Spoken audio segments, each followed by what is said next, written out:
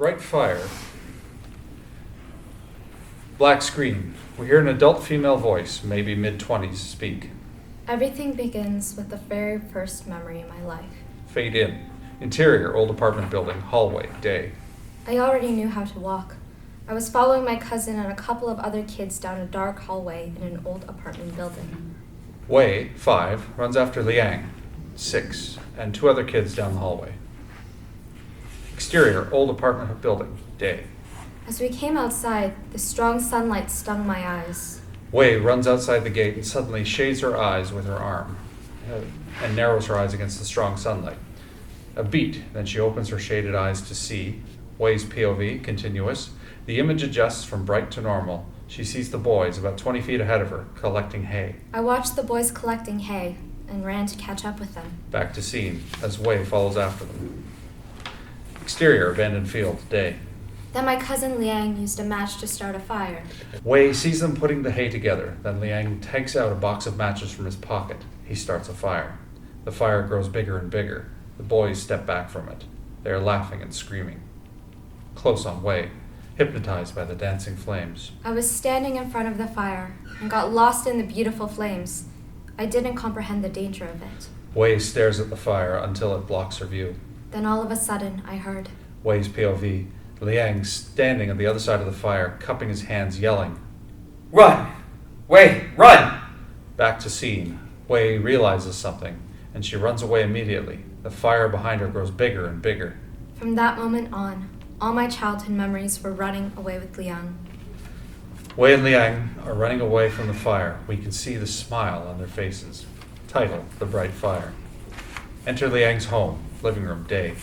The older Liang, 9, and Wei, 7, are standing back to back. Liang's mother, Yin, 35, is measuring their height with a ruler. Wei, you are still a little bit shorter than your cousin. Yin uses her fingers to show Wei about 1 centimeter. Like this much. Liang sticks out his tongue to Wei and shows off his height. I'm younger than you. Yin pats on Wei's head. Eat more and you can be as tall as Liang. Now go and play. Your father will be here soon. Wei and Liang look at each other and turn to Yin. Aunt, we want to make paper planes. Go ahead, but don't waste too much paper. You don't want to make your father mad, okay? Yeah. Another angle. Liang takes a stack of scratch paper from the drawer and hands it to Wei, who runs to a table in front of the TV. Yin goes to clean up the table. There's beer bottles, a full ashtray, peanut shells, etc. The kids begin to make paper planes, Liang showing Wei as he makes his. This is a battle plane. This is the attacker. This one is an interceptor. But Liang notices she is distracted by the TV. Wei's POV. She's watching a classic ballet on TV, Cinderella. Oh, stop watching TV. It's boring. Back to scene. She doesn't take her eyes off the screen. I want to watch this. Liang sticks out his tongue and makes a sound towards the TV of his contempt to ballerinas. Another angle. The front door opens. Liang's father, Yu, 36, comes in, holding a plastic bag with a 6-pack of beer. He puts it down to the floor, standing there watching the kids. You guys have any manners? Nobody says hello to me. Huh? Hi, Uncle. That's better. Good kids. He sits on the sofa and lights up a cigarette. Yin can be seen in the bathroom washing clothes by hand. Do you want me to cook dinner now? Are you hungry? Yes, I am. Okay, let me finish the clothes first. Almost done. Yu belches from the beer, takes a puff of his cigarette, something clearly bothering him. Then, God damn it. You know what? Remember Wang, my colleague at the factory? Yin walks in, wiping her wet hands on the towel. Yes, what's the matter? Dick got a fucking car today. When the factory let him walk into the bus, he drives past me and fucking waves his hand. I was like, fuck you, you son of a bitch. I can rip your arms off. Let's see you drive your damn car then. On Liang and Wei, as they finish making their planes. Don't be so angry. He's got a rich dad. If my old man didn't go to jail, he could have a fucking car too. Liang and Wei collect them and run to the window. Liang opens it. There are bars outside. They start to throw the planes out. Battle plane! Attacker! Fucking plane! Fucking attacker! Back to scene. Yin reacts to the kid's language. Just watch your language around our son, and maybe he'll grow up to be rich. Yu gives her a look. Did he hear her correctly? The fuck? You want to teach me how to raise my son, huh? Yin immediately realizes that she said the wrong thing. No, I just... Yu stands and approaches Yin, who takes a step or two back. Pause. You just what? What? Yin is visibly scared. She swallows nervously. You, please. The children. Yu turns to the kids, smoking while watching them throw the planes out the window. Hey, you little bastards. How much paper you plan on wasting, huh? That costs fucking money. Ding dong. The doorbell rings. Yin rushes to open the door. Yu sits back to the couch, doesn't welcome the visitor. Come in. No need. Wait! Wei runs past Yu to the door. Daddy! Interior, exterior, Liang's home. Door continuous. Day. Wei comes out the door to Fong, 39, standing outside. Yin follows with Wei's book bag, gives it to Fong, looks shaken. Fong takes the book bag, notices. Is everything okay? Yin gestures to him that everything is fine. Say goodbye to Auntie. Goodbye, Aunt. Liang comes over. Goodbye, Liang. They leave. Yin closes the door behind them. Interior, Wei's home. Dining/living room, night. Wei, Fong, and Wei's mother, Hong, 33, are having dinner. Baby, International Children's Day is coming. What kind of gift do you want? I want a drawing board, roller skates, a Barbie doll and a princess dress, a new... Baby, you can't have everything. You've got to choose. That makes it more special. Wei pouts, leaves the table. She sits on the floor to play with a toy bear. You clap one, I clap one. One kid sits in the airplane. You clap two, I clap two. Wei tries to make the bear sit upright, but it tips over. Sit right. I said sit right. She tips over, but it tips over again and again and again. Wei beats it. Son of a bitch! Fong and Hong stop eating, shocked. Holy Mother, what did you just say? Wei is not sure what she did. She stares at her mother. Don't you ever say that again. Wei keeps staring at Mom, scared. Where did you learn that? From Uncle Yu. That's not something a child should ever say. You got it? God. You see? I told you that Wei shouldn't go to them anymore. She'll never go there again. Let me talk to Yin. Yin. Oh my God. I don't even know why she still lives with him. I literally worry about her. Pause. Wei hugs her toy bear, feeling scared. I think she should play with the Jin boy after school. His parents are teachers, very good at educating their son. Fong sighs, nods. She's probably right. Send her there tomorrow. You got it? Sure. Hong stands up. She collects the dishes and exits to the kitchen. After she's gone, Wei comes over with her bear and looks up at him. But Daddy, I want to play with Liang. Honey, you heard your mother. Wei gives her father big puppy eyes. Daddy, please. Cut to, interior, exterior, Liang's home. Wei knocks on the door. Liang opens it, signals her to keep quiet. Wei steps into the door carefully. She sees Yu sleeping on the couch, snoring. Beer bottles are all over the place. Cigarette smoke hangs in the air. Yin comes out from the bedroom. We can see bruises on her face. Wei stiffens. Yin talks to the kids in a very low voice. Go play outside, you guys. Liang and Wei nod their heads and walk out. Yin closes the door behind them. Cut to, exterior, cornfield, day. Wei and Liang walk through the cornfield looking for ripe ears to pick. What happened to Aunt's face? She says she fell off her bicycle. Liang walks faster, leaving Wei behind. Wei stands there, staring at all the half-ripened corn. Then she hears Liang's voice. Wait, come over here. Another angle, as Wei walks up to him and sees him reaching up to grab a half-ripe ear of corn, but it's out of reach. Liang jumps and grabs it. He takes the corn and smiles to Wei. Suddenly he looks past her. His smile disappears. Run! Right one! The old man is coming. Wei and Liang, smiles on their faces, start running. Behind them, an old man in his 60s is chasing after them, yelling. Little bastards! Stealing my corn! I'll make your father punish you! But the old man stops chasing, leans over, breathing hard. Cut to, exterior, abandoned field, day. Liang and Wei are laughing, sitting by a small fire that Liang has made, surrounded by bricks and rocks. He always chases me, but he'll never catch me. It's why I always take his corn. He balances the corn over the fire to grill it. Is it ripe enough to eat? Hell yeah. I eat it all the time. Wei and Liang start to eat the corn, kernel by kernel. They look very happy. Cut to, close on Wei. sitting at the family dining table, groaning, holding her stomach. Go wider to reveal, interior, Wei's home, dining/living room, day.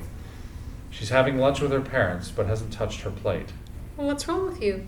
I've got a stomach ache. Is it bad? She nods vigorously. Did you eat something before lunch? Wei reacts, not wanting to admit that she did, gets up and runs to the bathroom. Hong and Fong look at each other.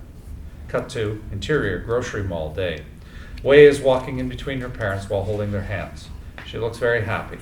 Hong stops walking and crouches down to Wei's height. Baby, now Mom will give you 100 yuan. You can choose whatever gift you want, but be sure to ask them how much it costs. You learned math at school, right? Wei nods her head and then turns to the stores, but Hong pulls her back. Baby, you need to think about how you're going to spend this money. Take your time, look around, see what you can afford, and make sure what you get is what you want most of all. Wei nods her head again. Hong kisses Wei on her forehead. Go ahead. Wei runs from window to window looking for things to buy. Her parents walk side by side, watching her from behind. Interior, grocery mall.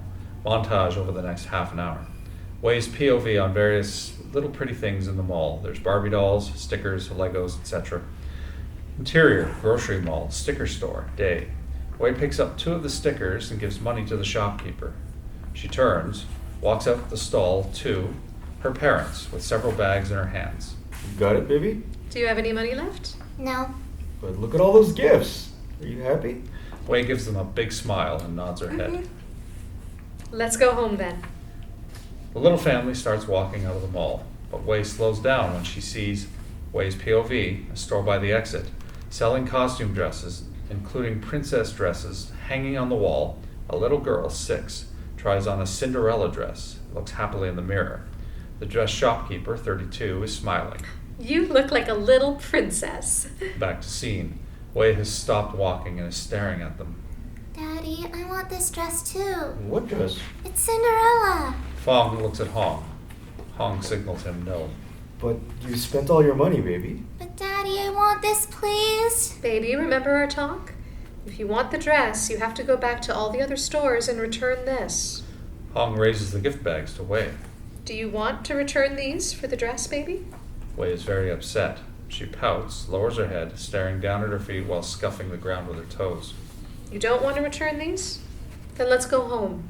Let's go. Hong takes Wei's arm and pulls her away from the dress store. Wei doesn't want to leave and pulls back. Hong is losing patience. Baby, just make a choice. That dress or all this. You can't have both. Wei starts to shed tears. God, just get her the dress. Don't. She turns to Wei. Baby, Mom is telling you something important. You knew the rules. You agreed to them. You have to play by them. The little girl who wears the Cinderella dress passes by them. You can have that, but you have to return all these. Wei can't decide. Watches the girl walk happily away, starts to cry. The passers-by start to look at this family scene. Fong is embarrassed. Wei cries louder and louder. Hong tries to pull her away again until... Okay, I think that's quite enough. Daddy will get the dress for you, okay? Hong shoots him a look. She can't believe what he's doing. That 100 yuan is from Mom, and the dress will be from Daddy, okay? Stop crying, my little sweetheart. You don't look beautiful when you cry. Smile. Wei stops crying. She follows Fong to the store. Hong can only stare at them, holding all the bags, angry. Cut 2. Interior, Wei's home, Wei's bedroom, night. Wei stands in front of the mirror in her new dress, happy. She starts dancing. At the same time, her parents are arguing in another room, but she doesn't seem to hear. I can't believe you did that. It's a critical moment for her to learn that she has to play by the same rules as everyone else. Look, boys need to be raised poor, but girls, they say if you don't give them everything they want, they'll grow up to find a rich old man when they grow up. Wei stops dancing. She stands in front of the mirror and listens to their conversation. Where'd that theory come from? Who are they? Why can't you make up your own mind? Look, it was embarrassing, Hong, all right? Everyone looked at us as if we couldn't afford the dress. God, it's not about everyone, Fong. It's about your daughter. That's quite enough. Are you done with the arguing? Sure, fine. We're done. Let her find out how the world works on her own. Cut 2. Interior school, classroom, day. Wei is showing off her dress to girl 1 and girl 2. The dress is so beautiful. Is it Cinderella? On a weird kid, Bo, 7, sitting by himself, his clothes dirty, his hair a mess, and his desk cluttered, he stares at her. Yes, my dad bought it for me even when I ran out of my allowance. Hey, look. Even Bo likes it. Bo reacts, frowning, hearing his name. Back to scene. All the girls, Way included, are staring at him. Ew, he looks like he hasn't changed his clothes in 2 weeks. Or taken a bath. My mom says he's got something wrong with him. That's why he's so weird. What do you mean, wrong with him? You know, up here. He's playing with the ink. It's getting into his mouth. The girls scream, run off, leaving Way standing there. Bo thinks Way is the ringleader. He stands up and walks to Way. He wipes his hands on Way's dress, leaving black ink on it. Way is so stunned, her mouth drops open, but she can't speak. Cut 2. Exterior, school, playground. The school is let out. Children laugh, scream, run. But off by themselves, Liang studies the crowd beside a cheerful Way. Finally, she tugs on Liang's arm, points to someone. Cut 2. Exterior, alleyway, day. Liang holds Bo's arm, dragging him into the alley. Way is waiting by a red brick wall. Liang takes Bo in front of Way. Did you mess up her dress? Bo doesn't speak. Did you do it? Bo smiles. Yeah, so what? Wait right here. Liang drags him behind the red brick wall. On Way, waiting outside the wall, she squats down and hugs her legs, feeling nervous. We hear faint off-screen sounds of a scuffle, of Liang's grunts and Bo's cries of pain. It gets more intense, more, and then silence.